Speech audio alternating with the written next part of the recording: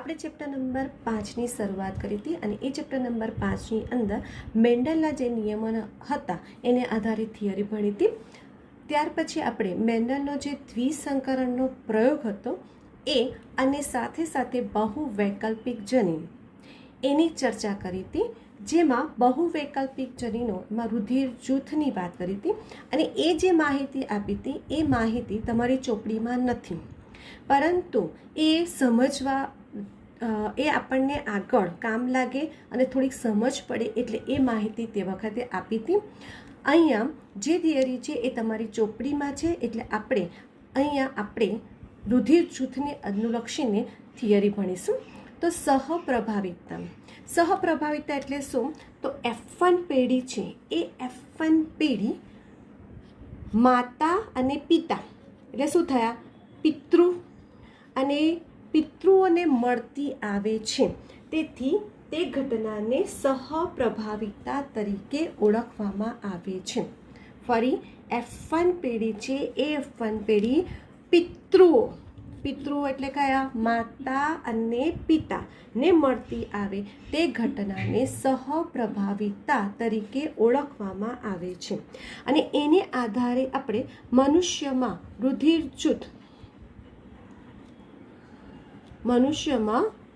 રુધિર જૂથની માહિતી મેળવીશું. મનુષ્યમાં રુધિર જૂથ આપણને વિભિન્ન પ્રકારના રક્તકણ વડે થાય છે. એ આપણે ભણી ચૂક્યા છે કે ABO બરાબર. રુધિર જૂથ કયા છે? આમ A, B અને O. અને આ રુધિર જૂથનું નિર્ધારણ વિભિન્ન પ્રકારના રક્તકણો વડે થાય છે. અને આ જે રક્તકણો ABO રુધિર જૂથનું નિર્ધારણ આઈ જનીન વડે થાય છે. આઈ જનીન આઇસોગ્લુટિનોજન તરીકે ઓળખવામાં આવે છે. ને આ જે છે એ રક્તકણ છે અને એ રક્તકણની સપાટી પર આપણે ભણી ગયા હતા ઉપસેલી શર્કરા હોય છે. અને આ જે શર્કરા છે તે પોલિમર છે અને એ પોલિમરના નિયંત્રણ આઈ જનીન વડે થાય છે. એટલે કે આ જે પોલિમર છે એ પોલિમરનું નિયંત્રણ કોના વડે થાય છે? કેપિટલ આઈ જનીન દ્વારા થાય છે. અને આ જે આઈ જનીન છે એ આઈ જનીનના 3 વૈકલ્પિક કારકો એટલે કે 3 એલલ છે. એક છે કેપિટલ IA, બીજું છે કેપિટલ IB અને ત્રીજું છે સ્મોલ આઈ. જેમાં કેપિટલ છે એટલે તમને પોતે જ ખબર પડે છે કે કેપિટલ હશે એટલે પ્રભાવી અભિવ્યક્તિ કરશે અને સ્મોલ આઈ એ પ્રચ્છન્ન અભિવ્યક્તિ રજૂ કરશે. કેપિટલ આઈ અને કેપિટલ IA અને કેપિટલ IB એ એકબીજાથી થોડી અલગ પડતી શર્કરાનું ઉત્પાદન કરશે. એટલે IA અને IB એકબીજાથી અલગ પડતી શર્કરાનું ઉત્પાદન કરશે, જ્યારે સ્મોલ આઈ છે એ સ્મોલ આઈ કોઈ પણ પ્રકારની શર્કરાનું ઉત્પાદન કરતું નથી. એટલે આ 2 પ્રકારના જનીન છે, એટલે કે 3 IA, IB અને સ્મોલ આઈ. એમાં જે 2 થયા પ્રભાવી અને એક કેવો થયો? પ્રચ્છન્ન. મનુષ્ય છે એ મનુષ્યની અંદર આ 3માંથી 2 પ્રકારના જનીન હોય છે, બરાબર. અને એ કેપિટલ આઈ એ સ્મોલ આઈ પર સંપૂર્ણ પ્રભાવી હોય છે. જો આપણે કેપિટલ આઈ અને કેપિટલ IA અને સ્મોલ આઈ જો સાથે સાથે હોય તો કોણ અભિવ્યક્ત થશે? કેપિટલ આઈ એ જ અભિવ્યક્ત થશે.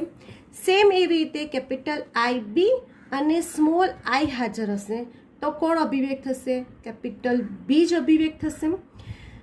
કેપિટલ IA અને IB બરાબર છે. હું આ રીતે લખું છું, કેપિટલ IA અને IB બરાબર આવી રીતે લખું. કેપિટલ IA અને કેપિટલ IB બંને હાજર છે તો એ બંને પોત પોતપોતાની રીતે અભિવ્યક્ત થશે. એટલે આઈ એ પણ અભિવ્યક્ત થશે અને આઈ બી પણ અભિવ્યક્ત થશે. અને આ બંને અભિવ્યક્ત થાય છે એ જ ઘટનાને આપણે સહપ્રભાવિકતા તરીકે ઓળખવામાં આવે છે. અને આને આધારે આપણને આ જે કેપિટલ એટલે કે કેપિટલ આઈ અને સ્મોલ આઈ અને એને આધારે આપણને 6 જનીન પ્રકાર મળે છે અને 4 સ્વરૂપ પ્રકાર મળે છે. તો આપણે જોઈએ કે કેવી રીતે 6 જનીન પ્રકાર છે એ આપણે સમજવાનું છે. જો કેપિટલ આઈ એ, કેપિટલ આઈ એ, બરાબર છે. હવે આ જનીન પ્રકાર થયા, આ જનીન પ્રકાર થયા અને અહીંયા આપણે રુધિર જૂથ જોઈએ. બરાબર, ચલો કેપિટલ આઈ એ અને કેપિટલ આઈ એ હશે તો રુધિર જૂથ કયું હશે? એ. સેમ કેપિટલ આઈ એ સ્મોલ આઈ તો પણ રુધિર જૂથ કયું હશે? તો તમે જો કેપિટલ છે એટલે સ્મોલ તો અભિવ્યક્ત થાય જ નહીં, ત્યાં પણ રુધિર જૂથ કેવું હશે? એ.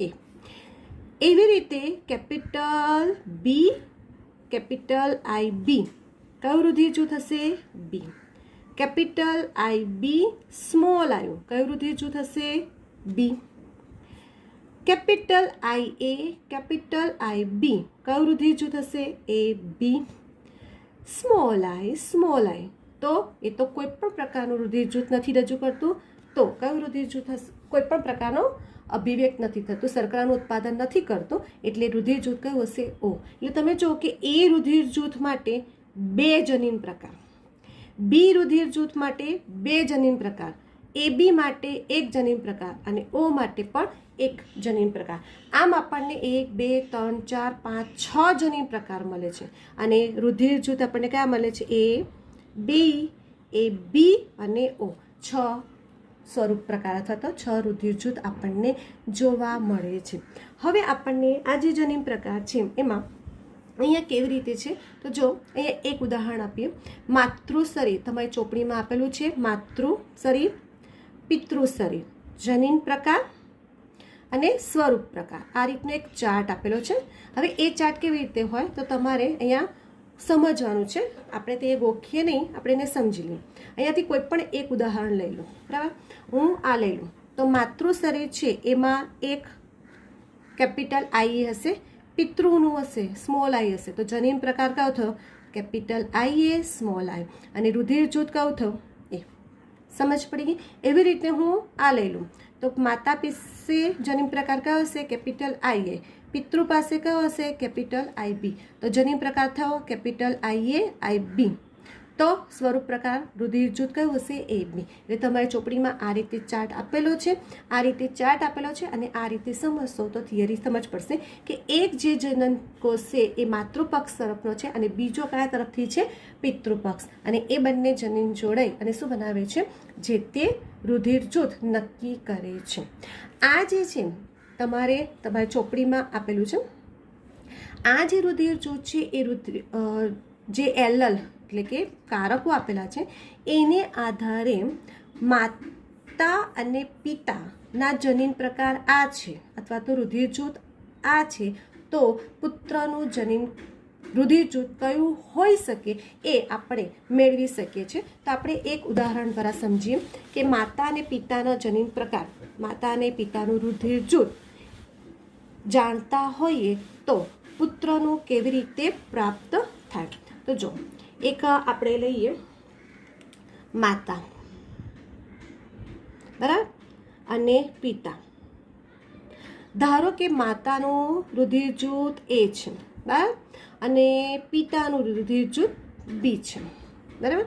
હવે આપણે જનીન પ્રકારની વાત કરીએ તો માતાનું રુધિર જૂથ એ છે એટલે આપણી પાસે તમે જો કે જનીન પ્રકાર મારી પાસે આઈ એ અને આઈ એ છે અને બીજું જનીન પ્રકાર છે આઈ એ સ્મોલ આઈ છે. બી છે એના માટે મારી પાસે આઈ એ છે અને આઈ બી છે. આઈ બી અને બીજું આઈ સ્મોલ આઈ છે, બરાબર. હમણાં આ તમને થોડું ખાડ પડશે, આપણે એક કામ કરીએ, અહીંયા હું ઓ લઈ લઉં તો તમને શું થશે, પહેલાં સરળ બનાવીએ. આ ઓ લઈએ, ઓ છે એનું રુધિર જૂથ કયું છે? સ્મોલ આઈ સ્મોલ આઈ. બરાબર. ચલો માતાનું રુધિર જૂથ આપણી પાસે શક્યતા 2 છે, તો હું એક શક્યતા લઈને કરું છું. આ એક શક્યતા લઈને કરીએ. આઈ એ, કેપિટલ આઈ એ.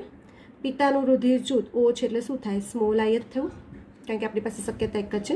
ચલો આનું અર્ધીકરણ કરીએ એટલે શું થાય? આઈ એ જનનકોષો છૂટા પડ્યા, આના જનનકોષો આ રીતે જોડીએ, આઈ એ સ્મોલ આઈ, તો આપણને બધા જ જે બાળકો હશે એની અંદર બ્લડ ગ્રુપ કયું હશે? એ રુધિર જૂથ હશે. સમજ પડી ગઈ? એક શક્યતા. પછી બીજી શક્યતા આપણી પાસે છે કેપિટલ આઈ એ સ્મોલ આઈ, અને પિતા પાસે તો સ્મોલ આઈ છે. આનામાંથી તમે છૂટું પાડો તો શું થશે? કેપિટલ આઈ એ જન્યુ, સ્મોલ આઈ, આનામાંથી છૂટું પાડીએ એટલે આપણને તો શું મળશે? એક જ મળશે, સ્મોલ આઈ. હવે આને આની સાથે જોડો તો શું થાય? કેપિટલ આઈ એ સ્મોલ આઈ, પછી સ્મોલ આઈ.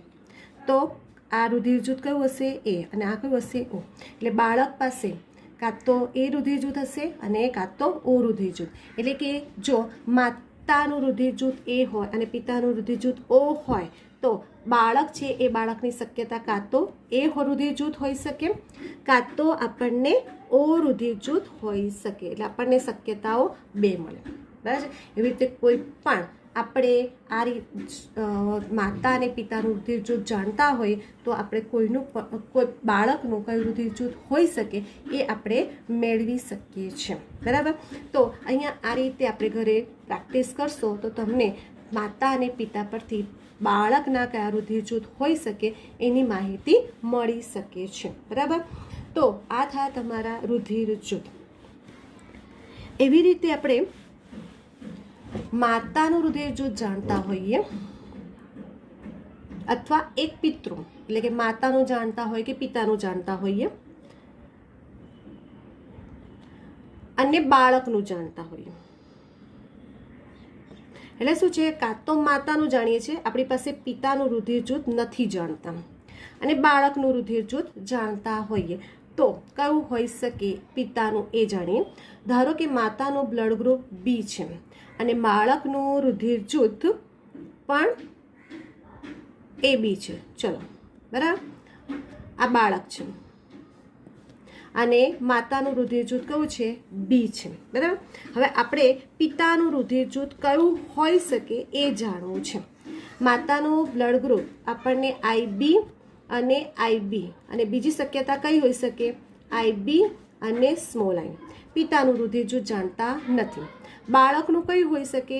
આઈ એ અને આઈ બી, બીજી તો શક્યતા નથી. હવે પિતાનું કયું રુધિર જૂથ છે તો આપણે જોઈ લઈએ. તો આપણી પાસે 4 શક્યતાઓ જોઈ લઈએ. આઈ એ, કેપિટલ આઈ એમ, કેપિટલ આઈ સ્મોલ આઈ, કેપિટલ આઈ બી, કેપિટલ આઈ બી સ્મોલ આઈ, કેપિટલ આઈ એ, કેપિટલ બી અને સ્મોલ આઈ સ્મોલ આઈ. બરાબર. આપણી પાસે આ શક્યતાઓ છે. હવે જો આપણે માતાનું રુધિર જૂથ બી છે, બરાબર, બાળકનું એ બી છે. હવે આપણને ખબર છે કે એક જે છે એક બરાબર છે એ માતામાંથી મળ્યો છે અને બીજો જે જનીન પ્રકાર છે એ પિતામાંથી મળ્યો છે. ધારો કે આ આઈએ છે, બરાબર છે. એ આઈએ માતામાંથી મળી શકે પણ માતા પાસે છે નથી, બરાબર છે. એટલે એ આઈએ કોની પાસે મળ્યો હશે? પિતા પાસે જ મળ્યો હશે. બરાબર. હવે આ આઈએ ધ્યાનથી સમજો. આ આઈએ કાં તો માતા પાસે કાં તો પિતા પાસેથી મળ્યો હશે. હવે આઈ એ માતા પાસે તો નથી એટલે એ માતા પાસેથી તો નથી જ મળ્યો. તો આઈએ કોની પાસેથી મળ્યો હશે? પિતા પાસેથી મળ્યો હશે. હવે પિતા પાસેથી મળ્યો હોય તો જો એનું બ્લડ ગ્રુપ આ હોય તો એને મળ્યો હશે, આ હોય તો એને મળ્યો હશે, પછી આ તો નથી, આ પણ નથી, આ હશે તો મળ્યો હશે. એટલે એની પાસે આ પણ નહીં. એટલે એની પાસે શક્યતા કઈ હશે? કાં તો એ બ્લડ ગ્રુપ ધરાવતો હશે કાં તો એ બી રુધિર જૂથ ધરાવતો હશે. બરાબર. એના સિવાય એ કોઈ રુધિર જૂથ ધરાવતો નહીં હોય. એટલે એકનું રુધિર જૂથ જાણતા હોઈએ તો બીજાનું રુધિર જૂથ પ્રાપ્ત થાય. બરાબર. એટલે તમે જો કે આપણને એક અહીંયા એ અને એક એ બી લખી દઉં તો તમે જો કે એક તમારે માતા અથવા પિતા કોઈનું પણ રુધિર જૂથ જાણતા હોઈએ અને બાળકનું જાણતા હોય અને માતા કે પિતાનું શોધવાનું હોય તો આ રીતે પણ શોધી શકાય. માતાનું રુધિર જૂથ, ફરી આપણે એક બીજો એક્ઝામ્પલ લઈએ તો હજુ તમને સમજ પડશે કે માતા છે અને પિતા છે, બરાબર. માતા છે એ માતાનું રુધિર જૂથ નથી જાણતા, ચલો બરાબર. પિતાનું રુધિર જૂથ આપણે એ છે, બરાબર. હવે બાળકનું રુધિર જૂથ છે એ બાળકનું રુધિર જૂથ ઓ છે. તો માતાનું રુધિર જૂથ કયું? તો તમે જો કે પહેલાં આપણે જનીન પ્રકાર જોઈએ કે પિતા છે એ પિતા પાસે કઈ હોઈ શકે શક્યતા? આઈ એ અથવા તો IA સ્મોલ આઈ હોઈ શકે અને બાળક પાસે કયું હશે? સ્મોલ આઈ હશે. ચલો હવે આપણે નક્કી કરીએ. આપણે પેલા 8 જનીન પ્રકાર તો લખી જ દેવાના. જો IA સ્મોલ આઈ, IB સ્મોલ, પછી બંને લખો, ચલો ને 8 લખો તમને સરળતા પડે તો. IA સ્મોલ આઈ, IB સ્મોલ આઈ, IB સ્મોલ આઈ. આપણે બધા લખી કાઢવાના, 8 જનીન પ્રકાર લખી કાઢવાના. હવે જો, હવે મારી પાસે બાળક છે એ બાળકની અંદર આ આઈ છે, બરાબર છે. ચલો આ આઈ એને માતામાંથી તો મળી ગયું છે, બરાબર છે. હવે મારે બીજો આઈ શોધવો પડે કે બીજો આઈ કોની પાસે હશે? તો જો આની પાસે હશે? નહીં હોય. ચલો આની પાસે છે એટલે હા, એટલે એ જો એ રુધિર જૂથ ધરાવતું હશે એટલે હશે. આની પાસે નહીં, ચલો હા બી રુધિર જૂથ ધરાવતું હશે એટલે એને અહીં હશે. એ બી નહીં હોય. ઓ બરાબર છે. એટલે કે પિતાનું કાં તો માતાનું રુધિર જૂથ આવે, પિતાનું રુધિર જૂથ બોડી હશે, બરાબર છે. એટલે કે કોઈ એકનું રુધિર જૂથ જાણતા હોઈએ તો આપણને બીજાનું રુધિર જૂથ મેળવી શકાય છે. ભલે તમારી ચોપડીમાં નથી પણ મેં થોડીક માહિતી એક્સ્ટ્રા આપી છે કે જે તમને આગળ કામ લાગે, બરાબર છે. તો અહીંયા જે રુધિર જૂથ છે એ રુધિર જૂથમાં થોડીક વધારાની માહિતી આપી છે અને આ જે રુધિર જૂથ છે એ રુધિર જૂથના જે જનીન પ્રકાર છે એ જનીન પ્રકાર આપણને 6 જનીન પ્રકાર છે અને 6 જનીન પ્રકારના 4 સ્વરૂપની માહિતી મેળવી, બરાબર. આપણે સાથે સાથે મેન્ડલનો દ્વિસંકરણનો પ્રયોગ પણ ભણ્યા હતા અને એ જે મેન્ડલના દ્વિસંકરણના પ્રયોગની અંદર આપણને ગોળ આકાર, પીળા રંગ, ખરબચડા આકાર, લીલા રંગ, બરાબર છે. આ દ્વિસંકરણના પ્રયોગ માટે આપણે આવા બીજ પસંદ કર્યા હતા. એ જ બીજને આધારે આપણે જે દ્વિસંકરણનો પ્રયોગ કર્યો હતો અને એ જે દ્વિસંકરણના પ્રયોગને આધારે આપણે એક થિયરી ભણવાની છે, મુક્ત વિશ્લેષણનો નિયમ. અને એ જે મુક્ત વિશ્લેષણનો નિયમ છે એ મુક્ત વિશ્લેષણનો નિયમ આપણે દ્વિસંકરણના પ્રયોગ પરથી જ મેળવવાનો છે. મુક્ત વહેંચણીનો નિયમ અથવા તો મુક્ત વિશ્લેષણનો નિયમ. મેં જ્યારે દ્વિસંકરણનો પ્રયોગ ચલાવ્યો હતો તે વખતે મેં કીધું હતું કે બધાના જનીન પ્રકાર છે એ બધાના જનીન પ્રકારને ધ્યાનમાં રાખજો કારણ કે આપણને આગળ થિયરી ભણવાની છે. તો જે મેન્ડલનો દ્વિસંકરણનો પ્રયોગ છે એ દ્વિસંકરણના પ્રયોગને આધારે આપણે મુક્ત વિશ્લેષણનો નિયમ સમજવાનો છે. જ્યારે લક્ષણ સંકરણમાં લક્ષણોની 2 જોડ સાથે આવે, એટલે કે આ છે અને આ છે, 2 જોડ સાથે આવે ત્યારે કોઈ એક જોડનું લક્ષણ બીજા જોડના લક્ષણથી સ્વતંત્ર રીતે વિશ્લેષણ પામે છે. એટલે કોઈ એક જોડ છે અને એ જોડના લક્ષણ બીજા જોડના લક્ષણથી સ્વતંત્ર રીતે વિશ્લેષણ પામે છે, જેને મુક્ત વિશ્લેષણના નિયમ તરીકે ઓળખવામાં આવે છે. હવે અહીંયા આપણે ગોળ દ્વિસંકરણનો પ્રયોગ કર્યો હતો ત્યારે આપણે ગોળ આકારને પીળો રંગ અને ખરબચડા આકારને લીલો રંગ લીધો હતો. અહીંયા આપણે શું કરવાનું છે કે પીળો રંગ છે એ પીળો રંગ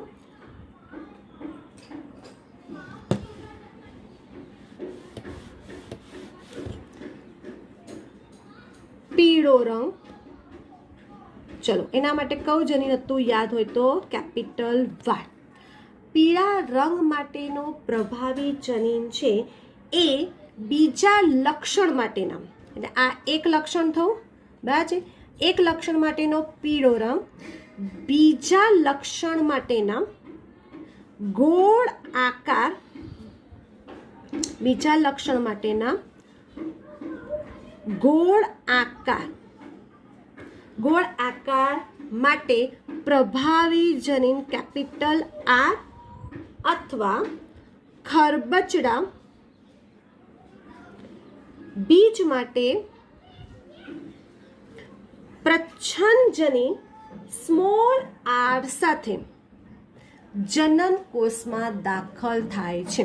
એટલે આ જે પીળા રંગ માટેનું પ્રભાવી જનીન કેપિટલ વાય જે એક લક્ષણ છે, જ્યારે બીજું લક્ષણ છે એ ગોળ આકારનું પ્રભાવી જનીન અને ખરબચડા આકારનું પ્રચ્છન્ન જનીન સાથે જન્યુ કોષમાં દાખલ થાય છે. એટલે તમે જો કે હું કેપિટલ વાય એની સાથે જોડાય તો કેપિટલ આર અથવા કેપિટલ વાય અને સ્મોલ આર આ જનન કોષ થયા બરાબર. એવી રીતે હું બીજું લઈએ કે લીલો રંગ છે એ લીલા રંગ માટે પ્રચ્છન્ન જનીન કયું હતું સ્મોલ વાય અને બીજા લક્ષણ માટે આ જ પ્રભાવી જનીન ગોળ આકારનું પ્રભાવી જનીન કેપિટલ આર અને ખરબચડા માટેનું પ્રચ્છન્ન જનીન સ્મોલ આર સાથે જનન કોષમાં દાખલ થાય. જોઈએ કેવી રીતે આના બનાવો તો સ્મોલ વાય કેપિટલ આર અને સ્મોલ વાય સ્મોલ આર બરાબર છે. આ રીતે આપણને જનન કોષ મળે. એટલે આપણી પાસે જનન કોષ શું થાય 1 2 3 4 પ્રકારના, એટલે F1 પેઢી છે એ F1 પેઢીમાંથી આપણને 4 પ્રકારના જે F1 પેઢી મળી છે capital R small R capital Y small Y, અને એને આધારે આપણને કયા જનન કોષો પ્રાપ્ત થયા છે તો 4 પ્રકારના જનન કોષો પ્રાપ્ત થયા. એક થયા capital Y capital R capital Y small R small Y capital R small Y small R. મેં તમને તે વખતે પણ સમજાવ્યું હતું કે જન્યુઓ છે એ જન્યુને ધ્યાનમાં રાખવાના, અને એને આધારે જે F2 પેઢી મળી છે ને એ F2 પેઢી પહેલામાં આપણે શું લખતા હતા ગોળ આકાર પીળો રંગ લખતા હતા. ગોળ આકાર આપણે આવી રીતે લખતા હતા ગોળ આકાર પીળો રંગ આમ લખતા હતા. હવે આપણે શું કરવાનું છે પહેલા વાય છે એટલે પહેલા શું થાય પીળો આકાર ગોળ બરાબર છે, એટલે ઊંધું થઈ જશે પીળો રંગ ગોળ આકાર આખું ઊંધું થઈ જશે. એટલે તમે જે જનીન પ્રકાર લખ્યા હતા એ ઊંધા થઈ જશે. ગોળ આકાર પીળો રંગ ગોળ આકાર, પછી પીળો રંગ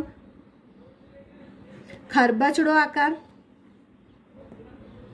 પછી લીલો રંગ ગોળ આકાર, લીલો રંગ ખરબચડો આકાર.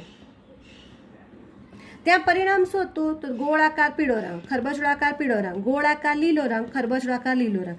આપણે જે હતું પરિણામ 9:3:3:1 એ જ પરિણામ મળે છે, પરિણામ આપણને એ જ મળે છે. એટલે એવું કે છે કે મેન્ડલે જે લક્ષણોને આધારે પ્રયોગ કર્યા હતા એ લક્ષણમાં દ્વિસંકરણનો પ્રયોગ કર્યો હતો, અને દ્વિસંકરણના પ્રયોગમાં એમને જે પરિણામ 9:3:3:1 મળ્યું એ પરિણામ આ રીતે બીજા પ્રયોગો દ્વારા પણ કરી શકાય છે એવું નક્કી કર્યું. અને એ બાબત ત્યાં જ સાચી છે કે જ્યાં સંકરણની જનીનોની બે જોડ હોવી જોઈએ, બરાબર છે. અને જનીનોની બે જોડ બે જુદા જુદા લક્ષણોને, બે જુદા જુદા, તમે ગોળાકાર, પીળો રંગ, પીળો આકાર, ખરબચડાકાર, એટલે બે જુદા જુદા લક્ષણોનું નિયમન કરે છે. અને જુદી જુદી જોડીઓ વાળા સમયુગ્મી રંગસૂત્ર પર જનીનની જોડ સ્થિત હોય ત્યારે જ રંગસૂત્રની જોડ પર જનીનો કાર્ય કરે છે. એક જ રંગસૂત્રની જોડ પર જનીનો સ્વતંત્ર વહેંચણી ધરાવતા નથી. એક જ રંગસૂત્ર છે અને એક જ રંગસૂત્રની જે જોડ પર જનીનો સ્વતંત્ર વહેંચણી ધરાવતા નથી.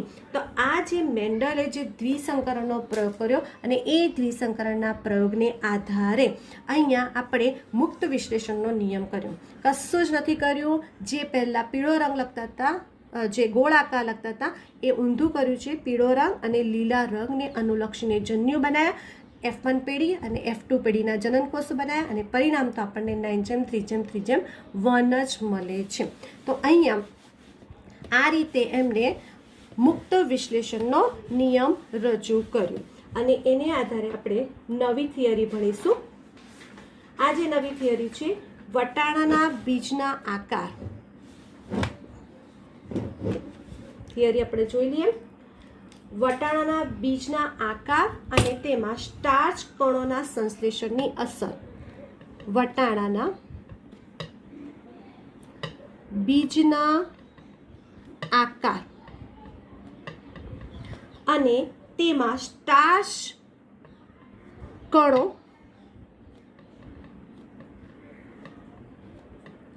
ના સંશ્લેષણની અસર સર્જતા જનીન.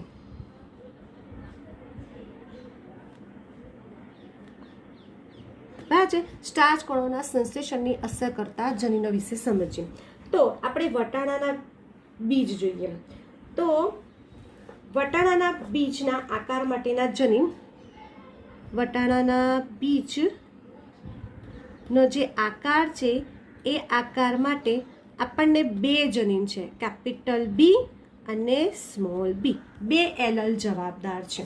કેપિટલ બી અને સ્મોલ બીની વાત કરીએ. હવે જો આપણને ખબર છે કે આ જે જનીન છે કેપિટલ બી અને સ્મોલ બી છે એ સ્ટાર્ચ કણોનું સંશ્લેષણ કરે છે. ચલો આપણે પહેલાં લખીએ કેપિટલ બી બી. ચલો આ કેવા થયા? સમયુગ્મી થયા. હવે સમયુગ્મી છે અને એ જે સમયુગ્મી છે એ સામાન્ય રીતે મોટા કદના સ્ટાર્ચ કણોનું સંશ્લેષણ કરે છે. મોટા કદના સ્ટાર્ચ કણોનું સંશ્લેષણ કરે છે અને તે ગોળ આકારના બીજ બનાવે છે. એટલે પરિપક્વ થયા પછી ગોળ આકાર બને છે. હવે તમને ખબર છે કેપિટલ બી બી સમયુગ્મી છે અને મોટા કદના સ્ટાર્ચ કણોનું સંશ્લેષણ કરે છે. ચલો કેપિટલ બી સ્મોલ બી લઈએ. હવે આ કેવા છે? વિષમયુગ્મી છે અને એ વિષમયુગ્મી છે એટલે એ કેવા કદના? તો મધ્યમ કદના સ્ટાર્ચ કણોનું સંશ્લેષણ કરે છે અને એ પરિપક્વ બાદ પણ કેવો આકાર ધારણ કરશે? ગોળ બીજ ધારણ કરશે. હવે આપણી પાસે કયા રહ્યા? તો સ્મોલ બી, સ્મોલ બી. હવે એ સ્મોલ બી પાછા કેવા છે? સમયુગ્મી છે. હવે સમયુગ્મી છે પણ એ આમ કેપિટલ બી મોટા કદના સ્ટાર્ચ કણોનું સંશ્લેષણ કરતા હતા, આ નાના કદના સ્ટાર્ચ કણોનું સંશ્લેષણ કરે છે અને એ જે બીજ છે એ પરિપક્વ બાદ ખરબચડા આકારના બને છે. એટલે તમે જો કે જ્યાં કેપિટલ હાજર છે, બરાબર છે, કેપિટલ બી એટલે એ મોટા કદના સ્ટાર્ચ કણોનું સંશ્લેષણ કરે છે. કેપિટલ બી સ્મોલ બી છે વિષમયુગ્મી છે એ મધ્યમ કદના સ્ટાર્ચ કણોનું સંશ્લેષણ કરે છે અને સ્મોલ બી છે એ નાના કદના સ્ટાર્ચ કણોનું સંશ્લેષણ કરે છે. હવે તમે જો કે આ જે કેપિટલ બી અને કેપિટલ બી અને capital B small B, capital B એટલે એ બંને પ્રભાવી છે એટલે પ્રભાવી અભિવ્યક્તિ રજૂ કરશે જ. બરાબર છે. કેપિટલ બી અને સ્મોલ બી છે એમાં કેપિટલ બી છે એ કેપિટલ બી કેવો હશે? પ્રભાવી છે અને સ્મોલ બી કેવો છે? પ્રચ્છન્ન. એટલે કે અહીંયા તમે જુઓ કે ભલે એ વિષમયુગ્મી છે, પણ વિષમયુગ્મી હોવા છતાં પણ એ સ્ટાર્ચ કણોનું સંશ્લેષણ કરે જ છે, બીજના આકારને અભિવ્યક્ત કરે જ છે. અને સ્વરૂપ પ્રકાર દેખીએ તો તમે જુઓ કે સ્વરૂપ પ્રકારમાં ગોળ બીજ જ હતા. ભલે એ જનીનની દ્રષ્ટિએ અલગ છે, આ કેપિટલ બી છે અને આ કેપિટલ બી છે, એટલે જનીનની દ્રષ્ટિએ બંને અલગ અલગ છે, પણ એનો સ્વરૂપ તો કયો છે?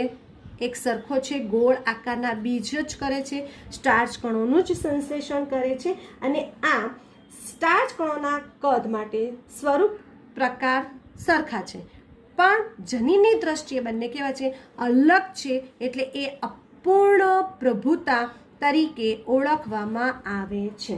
અને આમ પ્રભુતા એ તેની માહિતી, જે પણ માહિતી ધરાવતા જનીન હોય અને જે જનીનની નીપજ હોય તેને આધારે નક્કી થાય છે.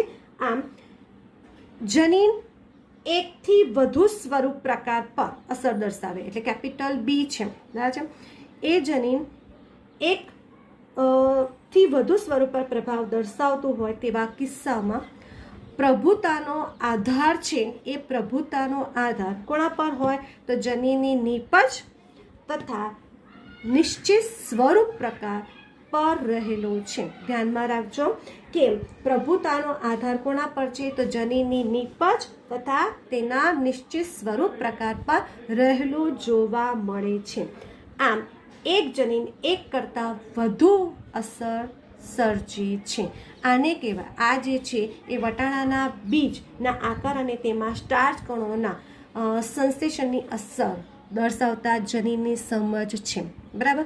તો અહીંયા આજે આપણે જે દ્વિસંકરણનો પ્રયોગ ભણ્યો હતા એને જનીનોને ચેન્જ કર્યા, બદલી કાઢ્યા, અને એને આધારે આપણે મુક્ત વિશ્લેષણનો નિયમ સમજ્યા અને જે રુધિર જૂથ હતી એની થોડીક માહિતી મેળવીને આપણે રુધિર જૂથ કઈ રીતનું હોઈ શકે એ, અને માતા અને પિતાના રુધિર જૂથ જાણતા હોઈએ તો બાળકનું રુધિર જૂથ, અને બાળક અને માતા કે પિતામાંથી કોઈ એકનું રુધિર જૂથ જાણતા હોય તો બીજા પિતૃનું આપણે રુધિર જૂથ કેવી રીતે મેળવી શકીએ એ પણ માહિતી મેળવી. અને આ જે છે મેન્ડલનો જે જનીન જે સ્ટાર્ચના કણો છે એ સ્ટાર્ચના કણોના સંશ્લેષણ માટેની માહિતી એ પણ અહીંયા મેળવી. તો અહીંયા આપણે આ ત્રણેય થિયરી પૂર્ણ થાય છે.